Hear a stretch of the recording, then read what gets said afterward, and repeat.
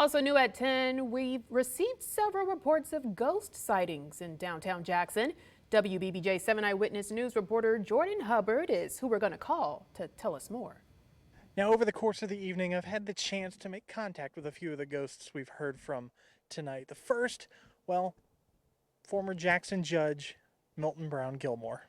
In his lifetime, the judge was close to the Vanderbilt family and was instrumental in getting the early railroad to Jackson. This move truly made Jackson into the hub city. His house stood on South Royal Street until it was destroyed by the May 4th, 2003 tornado. The last ghost I made contact with tonight, well, that's none other than Jackson's first Irish-born mayor, James O'Connor. Mayor O'Connor, hailing from County Wexford, Ireland, was brought to the U.S. by his parents and originally settled in St. Louis, Missouri. He eventually moved to Jackson to make boots for both the Union and Confederate armies. After the war, he was elected mayor of Jackson but resigned after 1 year. He heavily invested in child care, especially for those with alcoholic parents. He told me his first memory as a ghost was seeing all the kids of Jackson lined up from his shop on Shannon Street to Riverside Cemetery to pay respects.